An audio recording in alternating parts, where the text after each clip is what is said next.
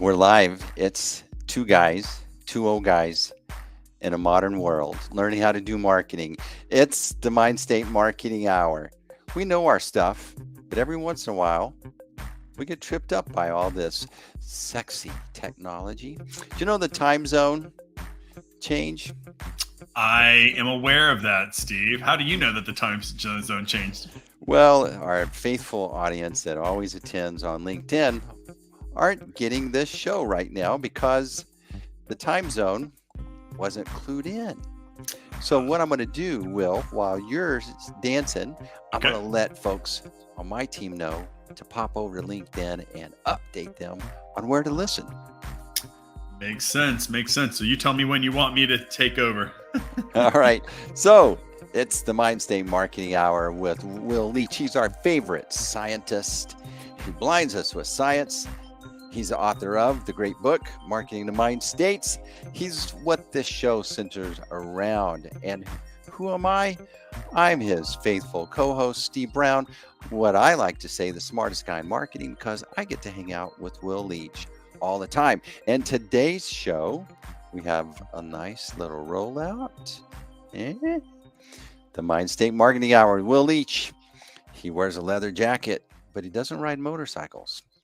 He's got a sexy Maxima. The psychology of pricing, how to use pricing strategies to maximize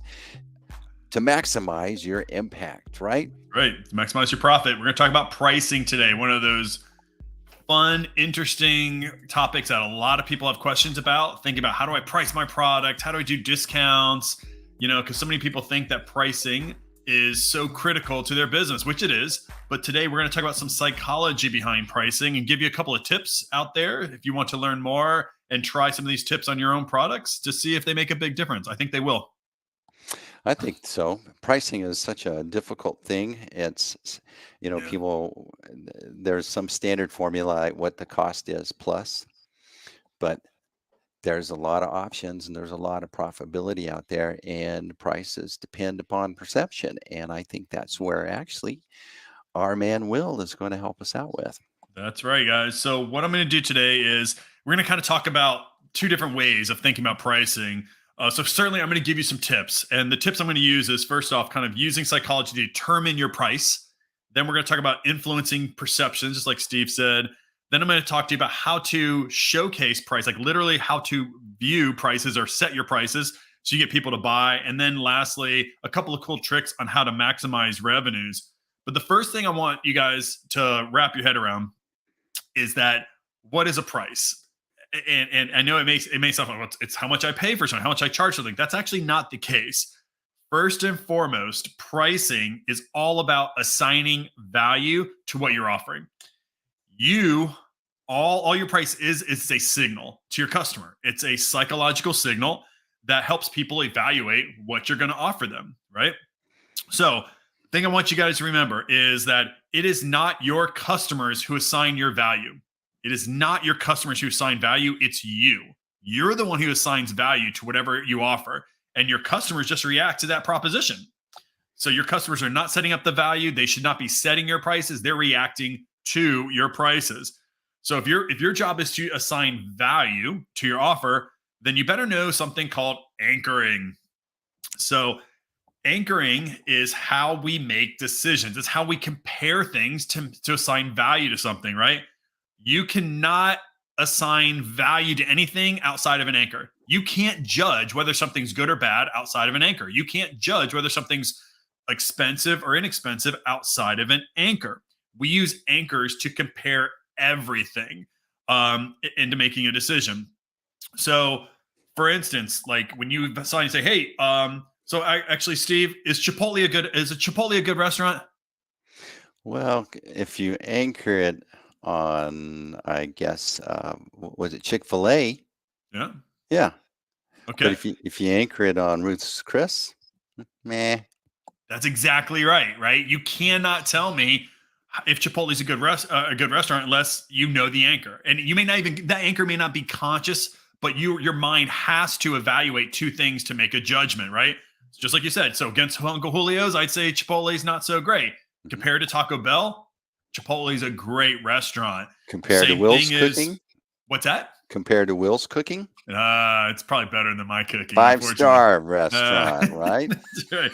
Is she wealthy? Like, is that person rich? Right? Anybody? Well, it depends. If I'm looking at that person through the lens of somebody in sub-Saharan Africa, probably they're rich. Mhm. Comparing that same person to Melinda Gates, they're not doing so well, Steve.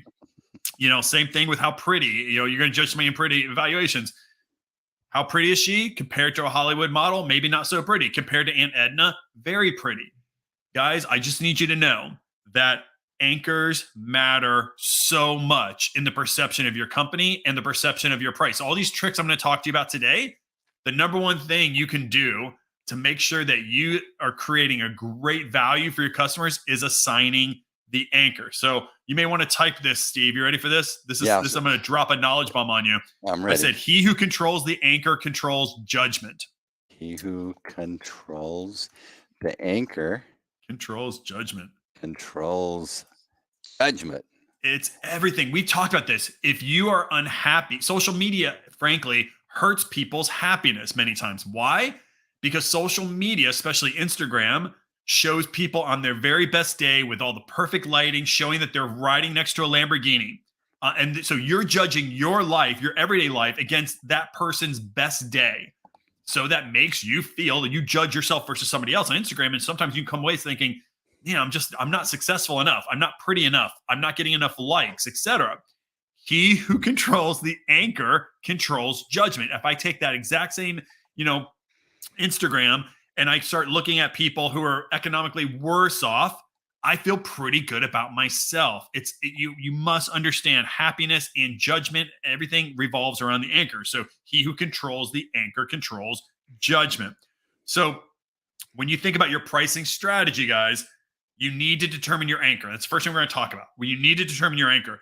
So don't let your customers make decisions without you controlling the anchor, right? Don't just put your price out there, because then they are going to, in their minds, go, okay, well, what do I anchor this against? I was thinking about you, Steve, right? So for your platform, Growth Stack, if you compare Growth Stack to something that's really expensive, what would that expensive product be? HubSpot, right? So you get the same value, a lot of the same things you get, but versus HubSpot, you are seen as a much more affordable, every bit as good as HubSpot. That's all of a sudden it's somebody's anchor. If you set yourself up to HubSpot, they compare you to the HubSpot. They look at your features versus HubSpot features and automatically go, wow, I'm getting the same features at a discount. If I put your product against Will Leach trying his best to try to do things one-on-one, and I say, hey, but I'm going to give it to you for $5 a month, right? You would be seen possibly probably much higher quality driven. You'd go, man, Steve's product is really expensive, right? Don't let people assign the anchor. You assign the anchor. It's the number one thing you could do in pricing. So, Steve, I got a question for you. What's the number one venue where people will buy a Rolls Royce? It is yacht shows in Monte Carlo. That's right. I'm pretty sure it's actually exactly in Monte Carlo. Yes. So, guys, buying a Rolls Royce is very expensive. So where do the most Rolls Royces get bought? They're at yacht shows. Why? Because when I'm comparing a $700,000 Rolls Royce compared to a $250 million yacht, a Rolls Royce gives me a feeling of prestige at the much lower price point. It's not by accident. So you go to the yacht show, and actually it's in that attendee's mind. At some point, they could, or they're aspiring to, be a yacht owner. Yep. But while they're walking around, they walk by this Rolls Royce, and they go, well, yacht's maybe a couple of years away, but this Rolls Royce, I can get it today. I can do it today. It is everything, guys. I'm telling you, before we start talking about all these tricks, understanding your anchor. So I wrote here, we've talked about like strategy games. Nicholas is really into Magic the Gathering. And so, if I was going to compare a deck of cards, it's about $5 for a deck of cards for Magic the Gathering. He plays this kind of strategy game. And if you compare that, And if you said, well, if you anchor Magic the Gathering against Pokemon, it's much more strategic. It's much funner. It's a kind of, Pokemon is seen as boring for at least for him compared to Magic the Gathering. So if I want to sell more Magic the Gathering cards, I want to position myself to Nicholas, my son. It's much more strategic and fun than Pokemon. However, if I did the same thing, it's much more strategic and fun than Dungeons and Dragons. Well, I'm not so sure if that's the case, because Dungeons and Dragons can take 2 weeks to play, 2 months to play. It depends on how I anchor. Same thing with scarcity effect. When people say that, this is a limited time offer, what they're comparing that item against is something that is going out of style. It's going out of business. It's for a limited time only. Therefore, they're using something called scarcity effect, right? They're anchoring on something that's going out quickly. They have a fear of missing out. Therefore, I want to buy today. So anchors really matter a lot, everybody. So what you want to do first and foremost is think about your anchor and kind of think about that as you're kind of comparing yourself to other things, because it'll assign all value in the way that you want it to be assigned. So I gotta confess, I had a fail around the anchoring topic, Will. Yep. So I'm talking to this group of it's a community of registered investment advisors, and they need help with their marketing. And so the leaders of that community approached me to create a package to offer to their members. Now, this would be a small version, a very small defined scope that's easily implemented and duplicated with a large number of folks, right? Mm-hmm. And so I worked on it, and it's a group package. So I worked on the pricing for that and presented it to the leaders of that group, and they think it's a great idea and they want to move forward. But then they come back a couple of days later and they go, "We want you to do ours." Well, their group platform is very sophisticated. It's more in depth, it's memberships. It's got all these interactions and payments and all this.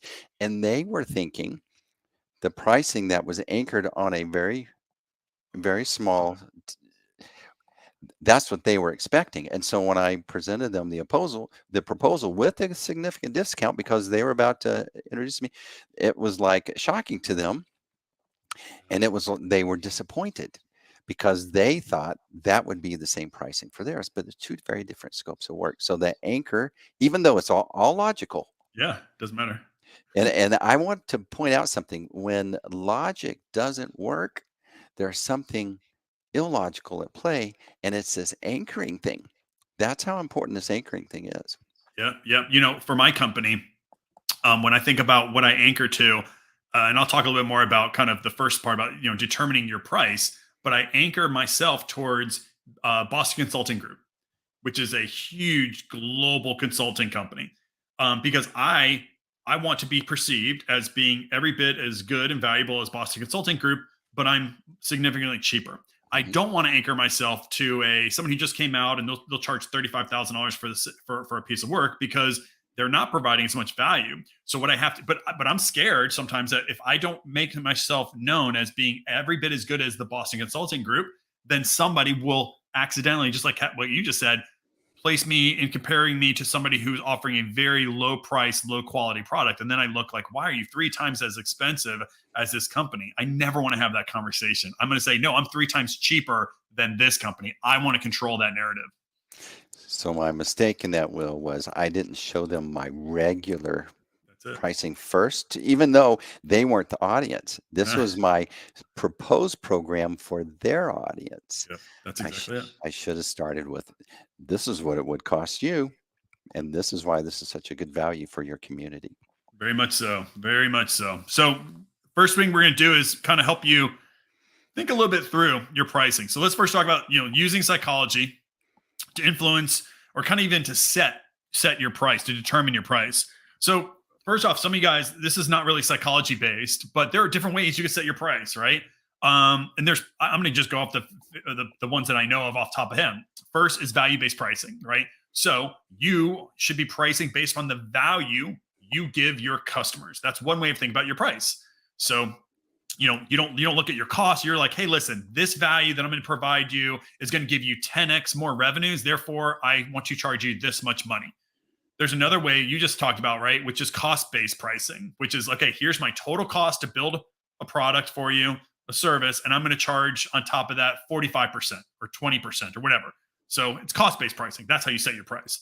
Another one is competitive-based pricing, where you look at your competitors out there and you're like, well, my 3 top competitors are all within $100, so I've got to be within that $100 as well. That's very valid. Like, that's competitive pricing. Or just demand-based pricing. That's what I learned in economics, is that, I basically have supply of a product and I keep playing with my prices until demand stops for that product and I find an equilibrium, and that's my price. All of those are legitimate ways to price your product, and there's probably combinations of them on top of it. So first, you should probably do that, right? You should probably at some point do that analysis to say, which are you going to, I'm value-based pricing, right?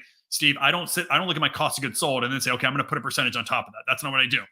I provide value-based pricing. I say, here's what value you're going to get out of me. I'm going to provide you with a deep psychological understanding of your customer. I'm then going to actually teach you how to craft messaging that's going to tap into the subconscious. That's going to help you grow your business. It's very difficult for somebody to price that out, so it's value. I'm going to give you all these things for that value. Then what I do is I say, okay, the second thing I want to do is I want to create my anchor. I use BCG, or in my field, there's just something called a ZMET. It's a technique that's usually going to run you about $150,000, $160,000. So I will set that as my anchor. This gets you as much information as a ZMET, but for 85 or 105,000, whatever that is, right? So I set my anchor. So that's why it's so important for you to figure out what you're going to anchor against. And then the third thing I was going to tell you about is, okay, so, you set up your price, whatever that price is, and I'm going to give you my first quick tip, and everyone knows this tip, and I'm going to tell you why this tip matters. What you want to do is, whatever price point you have for your product, that actual number, the physical number, right? The actual number, reduce the left digit by 1. Meaning, if you're selling a $20 book, it's important for you, you should do this as much as you can, is to set that as $19.99. If it's a $30 book, you should sell that for $29.99. So here's why. So people kind of know that, when you just lower it by a price, they know that works. Here's why. Here's a psychological reason why that works. It's something called encoding. When you look at a price, Steve, you read the price from left to right. So let's say if you're selling a $30 book, you want to charge $30 for your book. If you discount that by 1 cent and frame that up as $29.99, the first number, that 2, is where the brain starts encoding value at the very first number. A 2 is much lower than a number 3. It is. It's a whole lot number. And psychologically, it's a very different number. So when you just subtract 1 penny, people don't envision that as being 1 cent less. They see the number 2, which says 2 is much lower. It's a very low number. Therefore, they encode that price as the 2, and everything else beyond it, they kind of just let it go. That's why it works, guys. So nice trick for you guys to do. If you're going to sell your product for $85,000, you should try to sell it for $84,990 or something like that. And then therefore you get that 84, you get that the first number is a 4 versus 85, or if it's an $80,000 project, go to 79,000. Just giving that 7 versus that 8 matters a lot. And it's really good sometimes if you can actually show both prices. I don't do that a whole lot, but you can actually show those prices and people will see, oh my gosh, I can see the value, even though it could only be a couple of dollars. The value, the encoding will make it feel like it's cheaper. So would it be fair to say he who controls the encoding controls the anchor? You're controlling the anchor. That's exactly what you're doing. That's what I'm saying. You're setting the price. You're setting the anchor. You're encoding it to that smaller dollar or that smaller number, 2 versus 3 in that case. And therefore you control the perceptions of value. Well, I'm going to write that down. All right. I like it. All right. So the next part, see, I get to hang out with you every week, Will. That's why I brag about being the smartest guy in marketing. Because I hang out with you, just like everyone that's listening. That's right. Except those poor people in LinkedIn land. Can't see it right now, but they're going to see it in an hour. They'll have access to an hour. So, hey, before I go any farther, I want to shout out to this guy named Nick Kalenda. So Nick Kalenda, go to nickkalenda.com. because he has done a big meta-analysis on pricing. He's done a meta-analysis on lots of other things. I love Nick Kalenda's work because he is very good at simplifying complex psychological issues into very easy to understand concepts. So some of the pricing things I'm going to go through are in this pricing guide. So go to nickkalenda.com and you can see guides and you can take a look at it. But before we go any farther, I want to caution you with all these ideas. These are all kind of tips and tricks, but you want to do experiments with them, because things that work for maybe an academic may not work for you. So don't go all in on these things, but these tips I'm going to give you, play around with them and see if they work for you. And Nick's guides, he has a whole bunch of others. I'm just taking some of the funner ones that I liked, and I'm going to talk about them here. So let's talk about using psychology to influence price perception. So first is setting the price, the actual number. Now, how do we influence the perceptions of price? So one of the easy things that you can do is actually, if you use smaller font size, Nick, I'm sorry, Steve, you actually, yes, Dad? I know, you will actually, if your font is smaller, there will be a perception, a feeling that your price is lower. Do you believe it? So your mind blurs, it overlaps basically visual size and numerical sizes. So if the font size is smaller on a price, your body reacts as that's a cheaper price. Now, of course, you go too small and I can't read the price. That's why you got to experiment, guys. So at some point, I can't take out the price, but there's actually academic studies that'll show you that when you lower the font size of your prices just a little bit, it can actually be perceived as being a lower price. I got to write this down. You're just a man dropping bombs here. So I got to write this down. So that's weird. It does make sense. It's not logical. You're doing a compare and contrast. Here's the great value you get, and the price is small. The font is small. The font is small. That's right. And that's one other little nudge to make somebody feel like, wow, all this value at an even lower price, even though the price could be no lower than normal. So, within reason, you want to be able to price your products so people can see the price, but actually the smaller the font size can, in fact, influence the perceived cost as being lower. All right. So let's see if I did this right. So lower the font size to impact the perception of price size. Yeah. And also think about this on discounts. If it's a discount, go bigger font, because the bigger font would be a bigger discount, because there's this thing, there's this, like I said, there's this blurred overlap between font size and perceived size of the deal. So if it's a discount, big discount, low price. Little tricks, guys. Little tricks. All right. Another one I got for you. Offer installments. So if I need to influence price perceptions, I could certainly, say, hey, listen, my product costs $499, right? Or I could actually give you 5 payments of $99. So people anchor to the base price, meaning 5 or $99. So they see $99, and even though they're going to pay 5 of those $99, it's the same price. That $99, it's perceived as much lower than $499. So if I'm going to sell my product for $500 or $499, give people the ability to make it in installments. Not suggesting you have to lower the price, but actually, one, it makes it easier for people to afford. But more importantly, the perceived value is still I get $500 worth of stuff for $99. See what I mean? So anchor on the lower value or the lower price. Therefore, offer installments. Offering installments. Yep. I got 2 more for you, Steve. And this is on the using psychology to influence price. To influence price perceptions. Got 2 more of those. So another one is you can lower price perceptions. Oh, go ahead. Should we take a break? We're all like, you're overwhelming us all. So should we? I knew this was gonna be a hard one to do because it was like I can't show you the visuals, but little tricks. Hopefully you guys are writing these things down. All right. What's next, Will? Right. Tell us. Another way you can lower perceived price is to actually mention daily equivalences.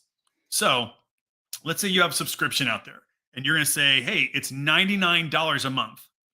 You could take that same $99 and say, it's only $3 a day. So don't go for the $99 a month. Go to the daily equivalent, which is $3 a day. And more importantly, what you can do is say what is that $3 a day going to get you? Meaning like that's less than a cup of coffee. That's why that whole idea of less than a cup of coffee works so well, because people perceive the value of a cup of coffee, even if it is at Starbucks, as being something they do every day. It's something they don't even think about. So if you're to take a large monthly subscription and say, here's a subscription that's less than $3 a day, the same amount as a cup of coffee, that makes that value feel like, wow, I'm getting great value at a very, very low cost. So use daily equivalents. Perfect. Did I spell equivalent right there? Well, I I'm think so. always It looks pretty good. insecure about this on the fly No, you did. stuff. All right. All right. You So did. we got installments, daily equivalent. What's next, Will? The last one in this installment is that you can maximize the reference point. Now, this is a trick that I learned a couple of years ago from Dan Ariely, really famous person in our space.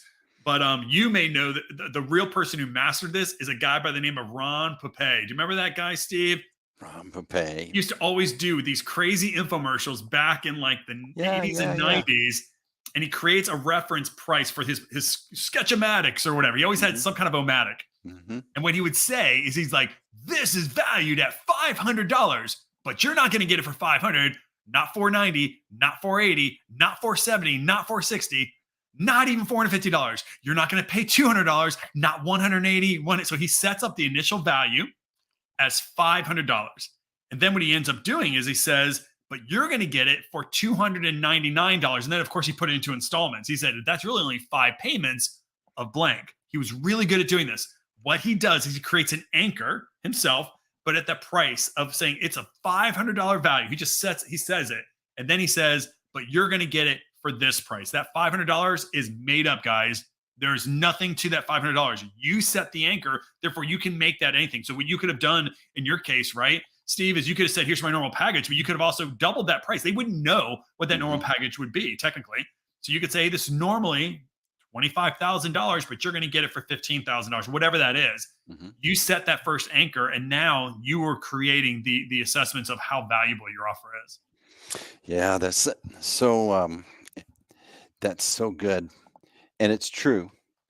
You anchor that pricing, especially if you're in a service-based thing that we're doing.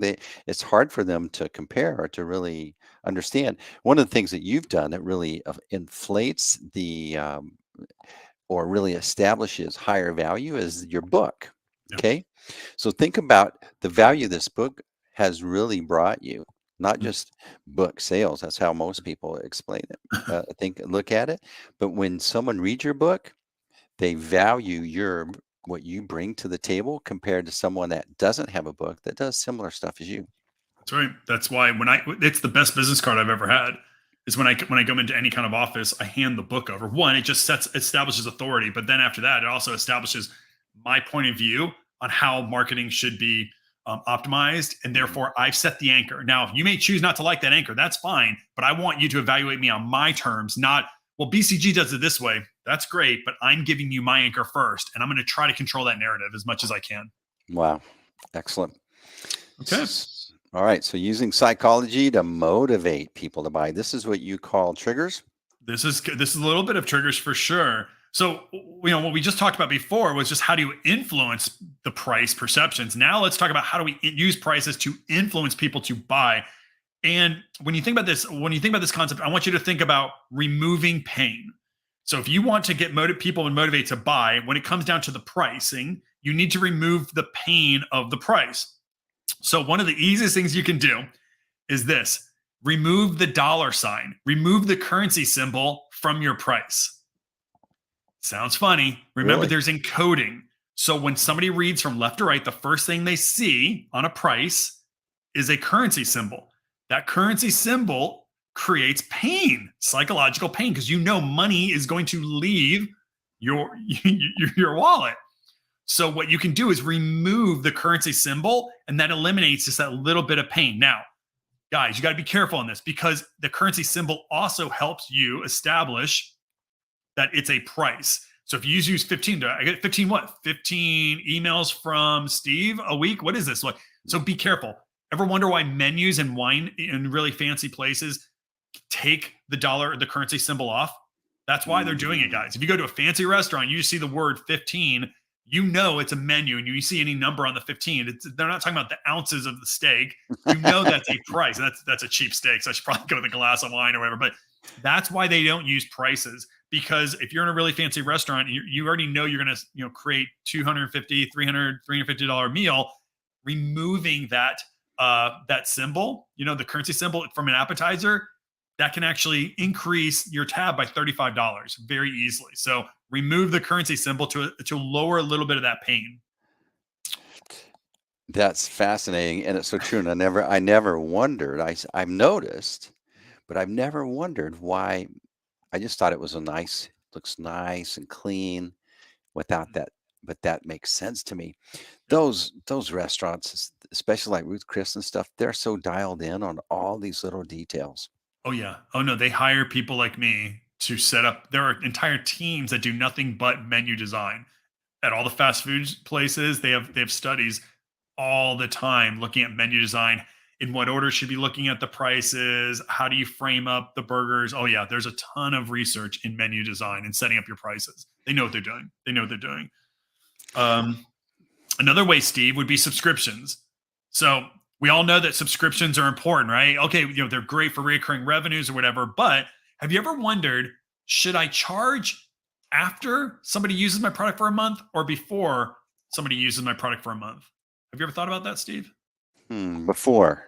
Before, yep, that makes sense for you, right? Because you want your money before somebody uses your product for a month. But psychologically, it matters as well. So really, from a psychological perspective, you are right. You want people to buy your product before they use it. Here's why. If somebody waits an entire month, they have a subscription, and at the very end of the month, they're about to pay. They will look back on the month and go, did I get the value? Did I really use $35 worth of product? That's the pain is felt when they actually buy, or when they actually buy the product, if you will. The pain is felt then, and then they can reflect and go, I don't think I really felt like I got that value. However, if you do the opposite, if you make people pay beforehand, then they can't make that analysis. It's really difficult. In fact, before that month starts, they go, okay, I'm paying for January's subscription. The pain is felt. Now I feel good because I get to use this for a whole 30 days. So they have less pain because they go, I'm paying for something, but I'm going to get to use it for 30 days versus I never even got to use it for 30 days and I paid $35. So if you're using subscription, it makes sense from a business standpoint. You should have people pay for that before the service is rendered. But from a psychological perspective, it's also good. Excellent. Just organizing my stuff on here. But so what's next, Will? Yep. I got one last one. Is something about what we call hedonic bundles. But let's say you offer a bunch of different services and you're going to put them under one low price. So lots of people do this. And actually in my book, Marketing Mind States, I talk about, it's a really big study that I won a lot of awards for doing this, but it's something called using hedonics in your pricing.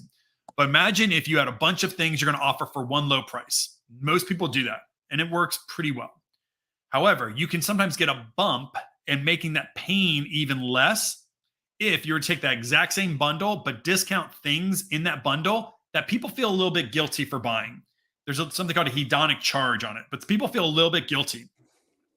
If you discount that part of it, if you say you get all of this and you're going to save 20% off of this one part of this bundle that people feel a little bit guilty about buying, you can actually increase total people of buying that bundle. So I did it for a project where I actually did bundles of chips with sodas. And under one experiment, I said, you get both together for $2.99. And then I took the exact same bundle and I said, you get both together, but save 70 cents off of the soda, because people feel more guilt buying soda, at least for these customers I was looking at years ago, versus chips. By doing that, I was able to increase bundle purchases, almost doubled bundle purchases. Why? Because I was discounting not just the entire bundle, Steve. I was discounting the thing that people feel guilty about buying. So it's in my book, Hedonic Bundling. There's been a lot of academic studies, but if you can determine something in your bundle, in your offer, that people don't really need, but man, they really want, actually discount that a little bit, saying you get all of this for a low price and we'll take 10% off of this. That same price overall, but it'll make them feel less guilty. Therefore, they're more able to justify them buying that. So is that what's going on in like Cold Stone Creamery or whatever, where you go in and you're getting the ice cream, but then you can add these other things to it. They'll mix the toppings on top of that right there in front of you. That would be a form of hedonic bundling where I wouldn't go in and buy M&Ms Yeah. individually, and I make like ice cream's expensive, but they're mixing some ground up Snickers into this. That's a form of it's I think something so. that's pleasurable with something that's naughty. Yeah, I think so. I haven't been to one in a while, but if they were to set up their pricing like this, it would be hedonics. They'd say you get 3 toppings plus your ice cream for $4.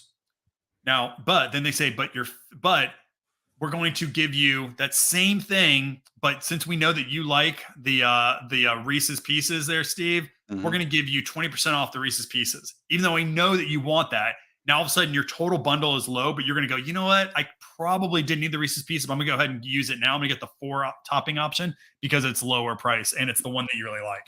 Mm. Okay. So it's a hard one to do, but if you understood that something that you're offering in your bundle is something they don't necessarily need but they want, try to discount that additionally, just that item, and see if you get a bump in your sales. I was looking up hedonic while you were talking. It's relating to or considered in terms of pleasant. Mhm. Pleasurable, the thing you feel a little bit guilty about buying. All right. So next up on our topics here is That's right. how to get, am I following along here right? Oh no, how to maximize. Nope, how to maximize your revenues. Let's do that. How do we maximize our revenues? Well, Last couple things. These are going to be really easy. First one is if you are probably in the state right now where you're probably trying to raise your prices to cope with inflation costs. So if you're going to raise your prices, a lot of people what they do is they hold off. They want to help their customers out. They hold off, and then all of a sudden they go, okay, we've got to increase our prices by 15% just to maintain with the market. That is not a good way to do price increases, especially if you have customers who have been with you for a long time. The better way to do a price increase without losing as many people is to make price increases more frequently yet smaller. Give it to them in little nuggets and little chunks, because that pain of feeling that price increase is, even though you think to yourself, well, they're going to experience that pain so many times, let me just rip off the Band-Aid. When you rip off the Band-Aid, there's more emotion behind that charge, and so more people will leave. So if you do more frequent, smaller price increases over a period of time, you're less likely to lose people. So that's a good way of maximizing your revenues. You can increase your prices without losing as many people. Another one you can do, I learned this in my days at Frito-Lay, was don't increase your prices, do what we call a wait out. But really what it is offer fewer services. So if you're scared that, if by increasing your prices, you're going to lose too many customers, what you would do is, how can you remove services away? So in Frito-Lay, what we would do is we would take chips out of the bag. We would make every bag smaller, but charge the exact same price. Make the bag thinner, whatever we had to do to try to make it to where you wouldn't really notice that there was chips being taken out, but they were. I know it's terrible. I know people get so frustrated when that happens, but that's a way of creating greater profit, right? To maximize revenues by, in this case, reducing costs. And then the last one I'll tell you about is I learned this from Jonah Berger in his book Contagious. I don't know if you read that one, Steve, mm-mm. but he talks about this rule of 100 with discounts. So if you want to increase revenues, you may want to give a discount, right? I'm going to give some sort of a discount. But sometimes we don't know, do we use percentage discount or dollar discount? Like which one do we do? So for instance, if you have a $20 product and you're going to, you want to give $2 off, what should you say? Should you say $2 off, or should you say 10% discount? There's actually science behind this. So here's the rule of 100. If the product itself is less than $100, then the general rule of thumb is that you want to use a percentage discount.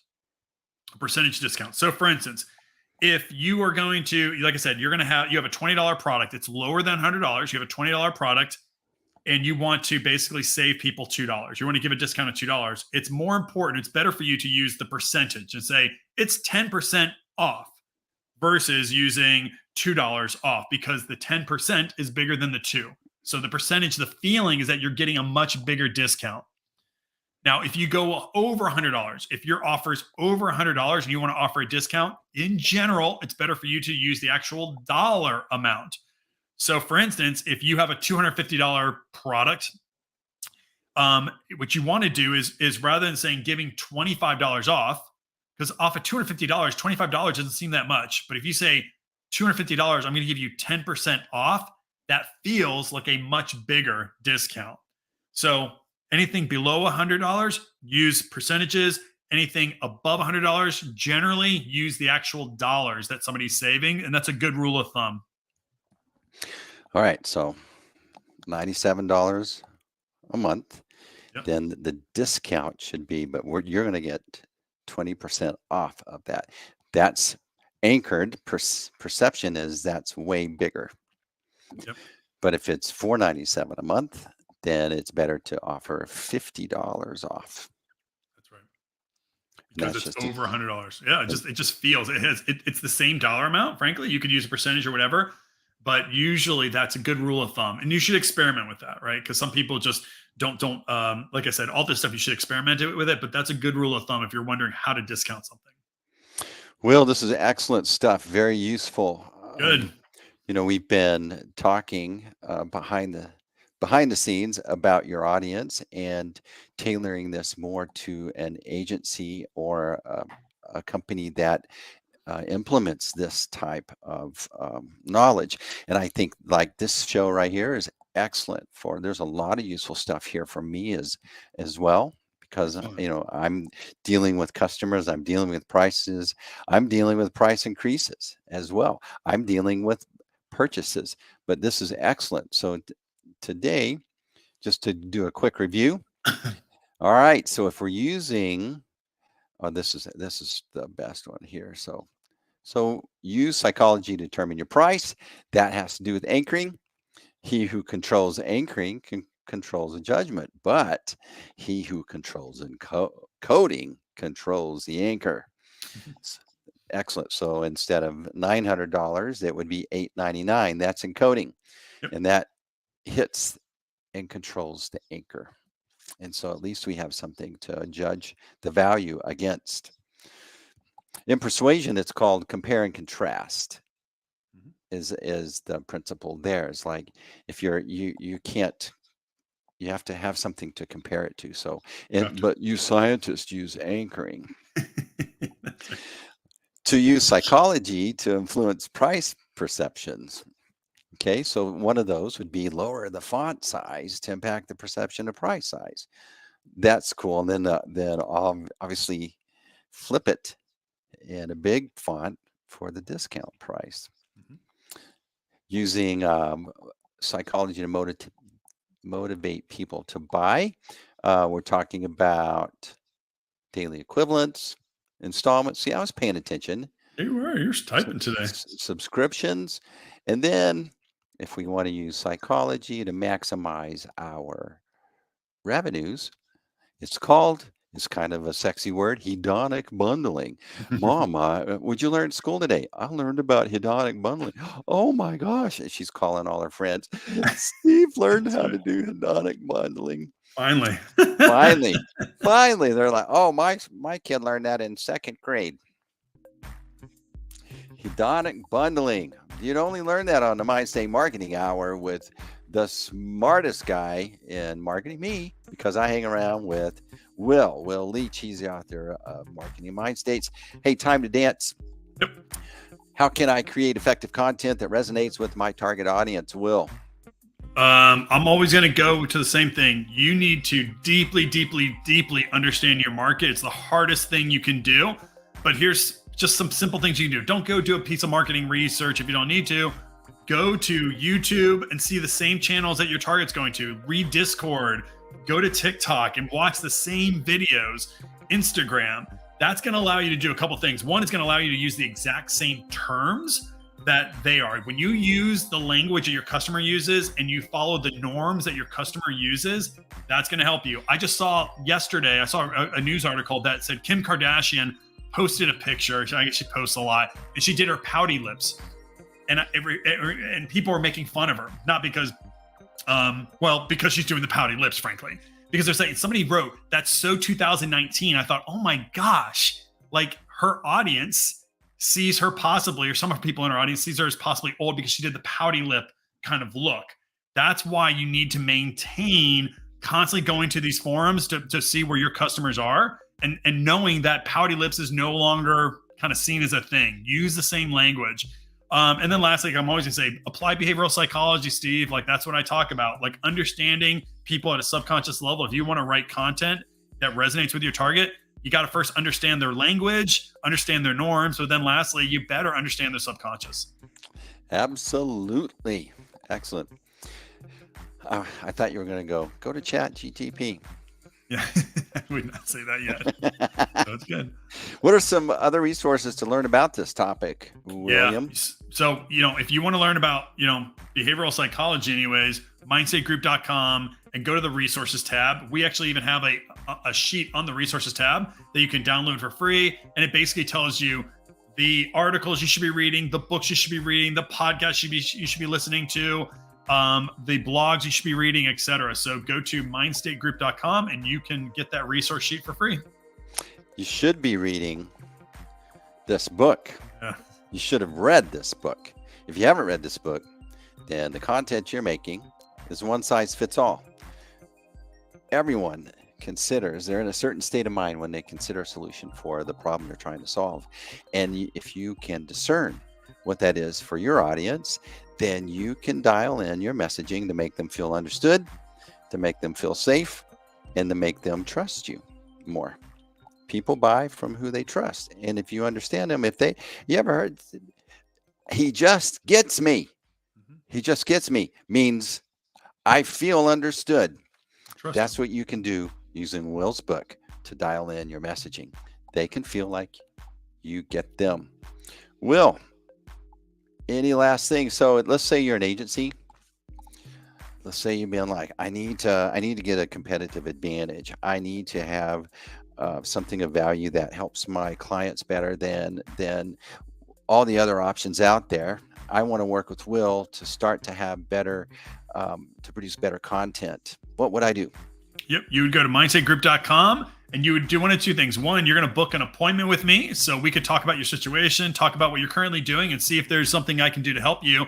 Or you can actually learn all the principles in the book in what we call the masterclass, Steve. Our masterclass is a 12-hour learning-based platform you can go through on your time. When you have the moments ready, you can actually learn these principles and apply them to your business. So there is a tab up at the very top that can lead you to what's called the masterclass. You can learn more about that at themindstategroup.com. Mindstate Marketing Hour, where you learn how to use science to connect with your clients, even if we're not streaming to LinkedIn because of the time change. Oh, Lord. All right. So here we're rolling out. So, hey, did you know Will's got a podcast? It's everywhere. Google Podcasts, Amazon Music, all the places cool kids put the podcast. And there's a YouTube channel where you can watch these again, take notes. It's the YouTube. Maybe you like to watch. It's the Mindstate channel. My name's Steve Brown. I'm the co-host here. This is Will Leach. Will, have a great week. Another great show. Appreciate you very much. You want to sing on the awkward out? I will not let you do the awkwardness. Oh, my